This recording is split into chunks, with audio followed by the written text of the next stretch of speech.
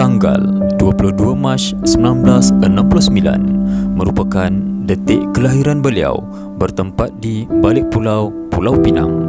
Beliau merupakan cahaya mata pertama daripada 5 orang bersaudara bagi tambatan hati pasangan bahagia Encik Ramli bin Mat Isa dan Puan Fazilah binti Hashim.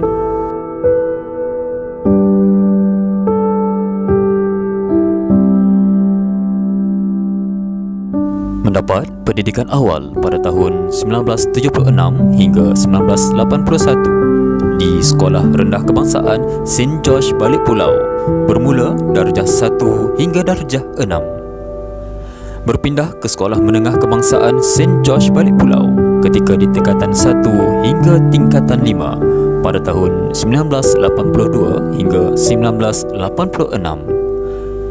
Seterusnya, beliau melanjutkan pelajaran ke tingkatan 6 pada tahun 1987 hingga 1988 di Sekolah Menengah Kebangsaan Seri Balik Pulau.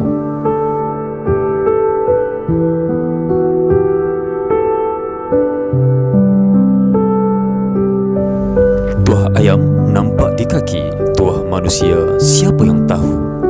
Sebaik sahaja menamatkan alam persekolahan, beliau terus mendapat tawaran meneruskan pelajaran di bidang perguruan di Maktab Perguruan Sultan Abdul Halim Sungai Petani dalam jurusan Pengajian Melayu pada tahun 1988 hingga 1990. Profesion beliau sebagai guru bermula pada tahun 1990.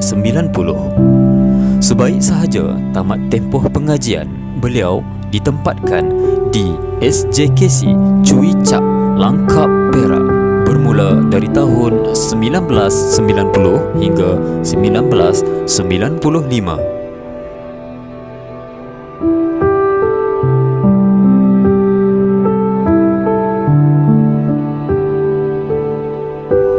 Ketika inilah bermulanya titik pertemuan ikatan hati dengan si manis pilihan hati Puan Nur Asiah binti Arifin. Tanggal 8 Mei 1993 termeterailah ikatan hati pasangan sejoli ini. Mengecapi bahagia hasil perkongsian hidup, beliau dikurniakan 6 orang cahaya mata, iaitu 3 orang putera dan 3 orang puteri. Didikan dan amalan untuk meraih kecemerlangan di sekolah dipraktikkan semasa mendidik anak-anaknya. Alhamdulillah, kini putera dan puteri beliau berjaya dalam bidang yang mereka ceburi. Kebahagiaan dalam keluarga semakin bertambah kini dengan kehadiran seorang cucu.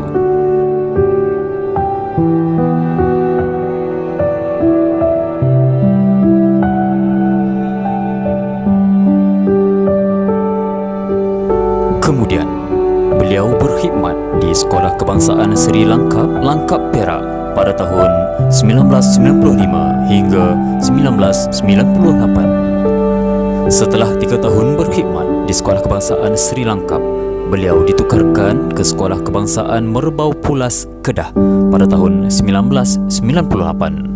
Setelah itu, beliau ditempatkan di Sekolah Kebangsaan Taman Ria bermula dari tahun 2004 hingga kini.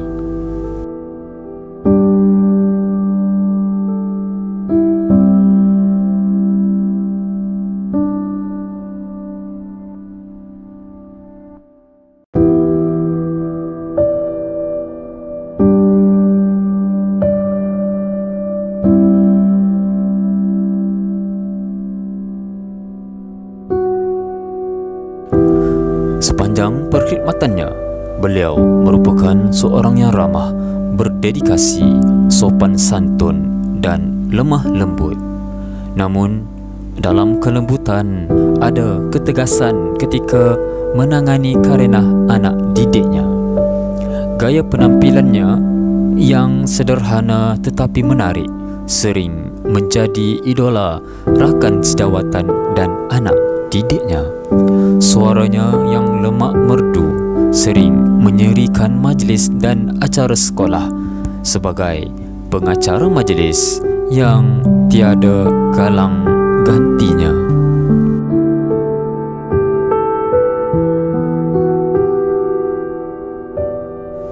Setelah 32 tahun mengerah keringat, mencurah bakti, maka pada hari ini tamatlah sebuah perjalanan yang panjang dalam dunia pendidikan.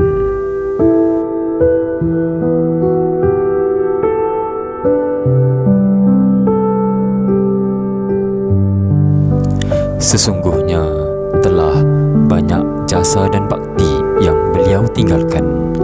Tak tumbuh, tak melata, tak sungguh, orang tak kata. Benar kata pepatah, patah tumbuh hilang berganti, tapi tak akan sama dengan yang pergi. Sama-samalah kita berdoa semoga beliau terus berbahagia dalam menjalani kehidupan baru selepas ini, yaitu alam persaraan beliau. Selamat tinggal suara-suara ceria, padang perhimpunan dan dewan perkasa, bilik darjah dan anak-anak keletah, pejabat tugas dan pembantu ikhlas, bilik guru dan timbunan buku. Selamat tinggal anak-anak didik semua. Jadilah anak bangsa yang berguna, agar ilmu yang diberi bukan sia-sia.